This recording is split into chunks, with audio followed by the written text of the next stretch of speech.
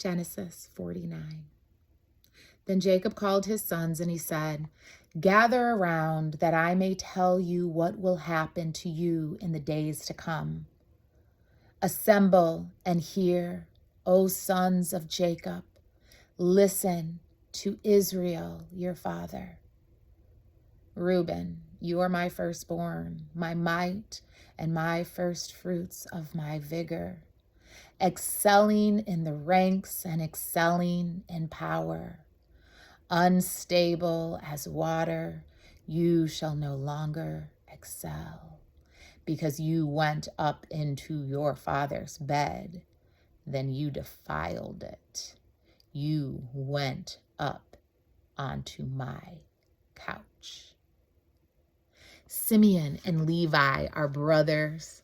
Weapons of violence are their swords. May I never come into their counsel. May I not be joined to their company. For in their anger they killed men, and at their whim they hamstrung oxen. Cursed be their anger, for it is fierce, and their wrath, for it is cruel. I will divide them in Jacob and scatter them in Israel. Judah, your brothers shall praise you. Your hand shall be on the neck of your enemies. Your father's sons shall bow down before you. Judah is a lion's whelp. From the prey, my son, you have gone up. He crouches down, he stretches out like a lioness who dares rouse him. The scepter shall not depart from Judah, nor the ruler's staff from between his feet, until tribute comes upon him, and the obedience of the peoples is his. Binding his foal to the vine, and his donkey's colt to the choice vine. He washes his garments in wine, and his robe in the blood of grapes. His eyes are darker than wine, and his teeth whiter than milk. Zebulun shall settle at the shore of the sea. He shall be a haven for ships, and his borders shall be at Sidon. Issachar is a strong donkey laying down between the sheepfolds. He saw that a resting place was good and that the land was pleasant, so he bowed his shoulders to the burden and became a slave at forced labor. Dan shall judge his people as one of the tribes of Israel. Dan shall be a snake by the roadside, a viper along the path that bites the horse's heel so that the rider falls backwards. I wait for your salvation, O Lord. Gad shall be raided by raiders, but he shall raid at their heels. Asher's food shall be rich, and he shall provide royal delicacies. Naphtali is a doe let loose that bears lovely fawns. Joseph is the fruit boughs, a fruitful bough by a spring. His branches run over the walls. The archers fiercely attack him. They shot at him and pressed him hard, yet his boughs remained taut, and his arms were made agile.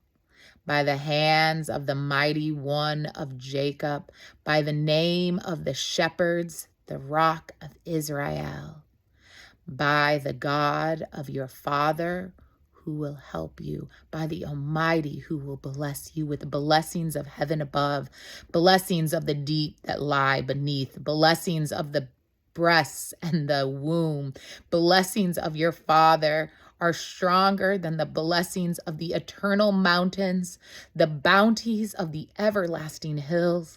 May they be on the head of Joseph, on the bow of him who set apart from his brothers.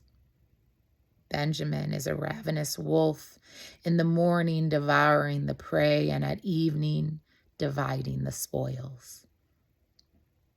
All these are the 12 tribes of Israel, and this is what their father said to them when he blessed them, blessing each one of them with a suitable blessing.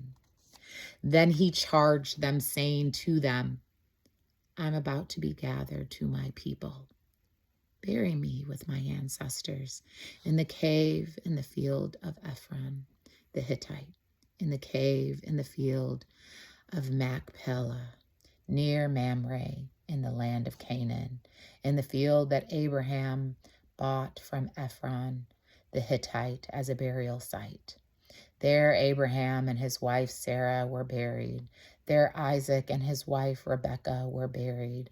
And there I buried Leah. The field and the cave that is in it were purchased from the Hittites. When Jacob ended his charge to his son, he drew up his feet into the bed and breathed his last and was gathered to his people. Genesis 50. Then Joseph threw himself on his father's face, and he wept over him and kissed him. Joseph commanded the physicians in his service to embalm his father. So the physicians embalmed Israel. They spent 40 days in doing this, for that is the time required for embalming. And the Egyptians wept for him for 70 days. When the days of weeping for him were past, Joseph addressed the households of Pharaoh.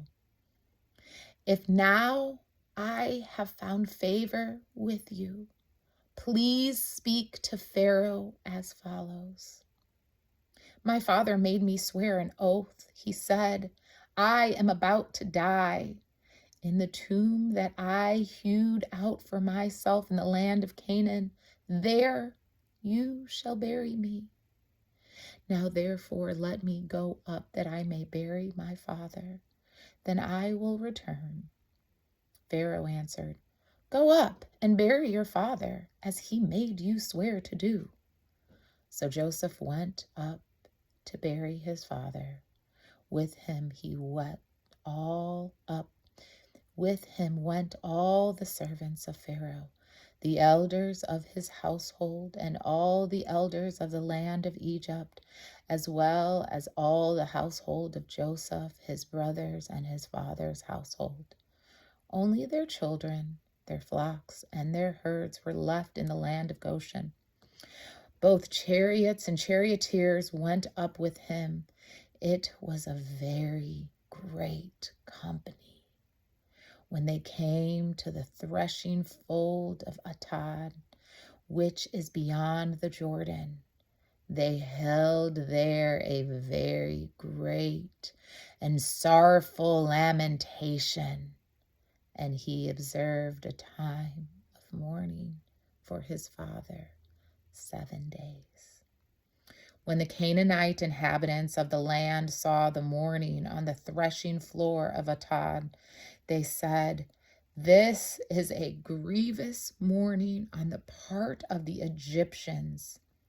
Therefore the place was named Abel Mizraim. It is beyond the Jordan. Thus his sons did for him as he had instructed them. They carried him to the land of Canaan and buried him in the cave of the field of Machpelah, the field near Mamre, which Abraham bought as a burial site from Ephron the Hittite. After he buried his father, Joseph returned to Egypt with his brothers and all who had gone up with him to bury his father. Realizing that their father was dead, Joseph's brothers said, What if Joseph still bears a grudge against us and pays us back in full for all the wrong that we did to him? So they approached Joseph, saying, Your father gave this instruction before he died. Say to Joseph, I beg you, forgive the crime of our brothers and the wrongs they did in harming you. Now, therefore, please forgive the crimes of the servant of the God of your father. Joseph wept when they spoke to him. Then his brothers also wept, fell down before him and said, We are here as your slaves. But Joseph said to them, Do not be afraid. Am I in the place of God? Even though you intended to do me harm, God intended it for good in order to preserve a numerous people as he is doing today. So have no fear. I myself will provide for you and your little ones. In this way, he reassured them, speaking kindly to them. So Joseph remained in Egypt, he and his father's household. And Joseph lived 110 years. Joseph saw Ephraim's children of the third generation. The children of Machir, son of Manasseh, were also born on Joseph's knee. Then Joseph said to his brothers, I'm about to die, but God will surely come to you and bring you up out of this land, to the land that he swore to Abraham, to Isaac, and to Jacob. So Joseph made the Israelites swearing, saying, When God comes to you, you shall carry up my bones from here. And Joseph died, being 110 years old. He was embalmed and placed in a coffin in Egypt. The end of Genesis.